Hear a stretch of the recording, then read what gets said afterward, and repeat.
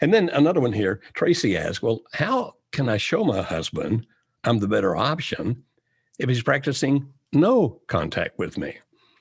One of the most frustrating questions we get from people, of course. I'm working on myself in the pies. I'm working on myself physically and intellectually and emotionally and spiritually. I'm doing everything I can to become the best person I can be.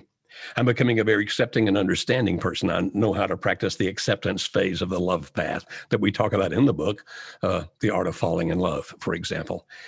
And you're saying, but this person has no contact with me, therefore, are all my pies wasted? All this growth I'm making, all the things I'm doing, are they wasted if the other person has no contact with me? And the answer is no, they're not wasted. You see, if you do things just for the sake of the other person, then you're not going to be doing them for the right reason, which is that you should be doing them for you. Because if I'm working on myself physically or intellectually, emotionally, spiritually, whatever it might be, and I'm doing it only so I can get a certain response from my husband or my wife, and I don't get that response from my husband or wife that I want to get, I'm going to stop doing those things. So you do them for you, so you can become the best person you can possibly be. You're saying, okay, yes, I get that. I will do it for me. But if my spouse is having no contact with me, how can it possibly do any good? Here's what we hope for. Now, if you try to arrange this, if you try to set it up, it's going to backfire, it's going to explode, it's going to do bad things. You have to let it happen naturally.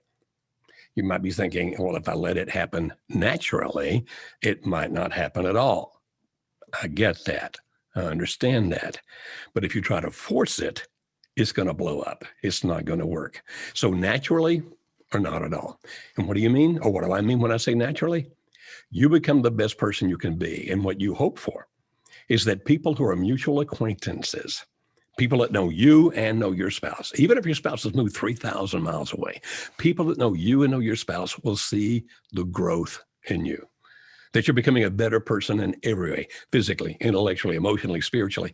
And as you become that better person, that somehow, some way, that starts taking place in conversations with your spouse, even if he or she's 3,000 miles away.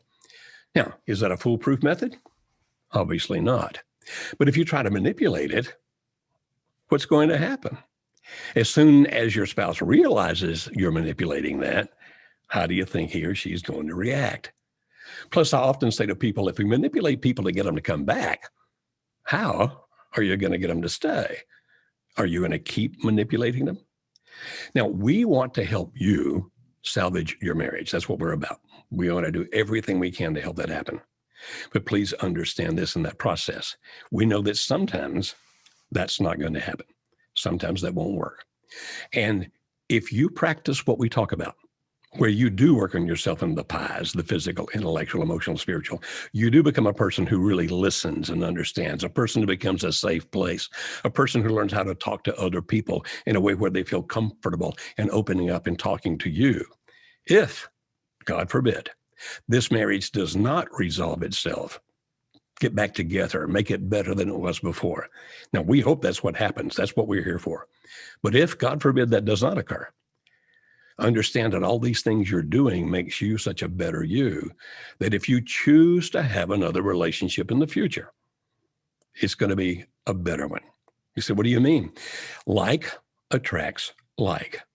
If you're that whiny person whose life is miserable, you can't live anymore, life is over, and you wanted another relationship down the line, what kind of person do you think you're going to attract? Either somebody who's just as lost or a predator that'll take advantage of the particular weakness you're feeling at the time. So while we hope everything we talk about helps you put this marriage back together, if it does not, it prepares you, if you want another relationship, to attract a person like the person that you're becoming, the best that you can be.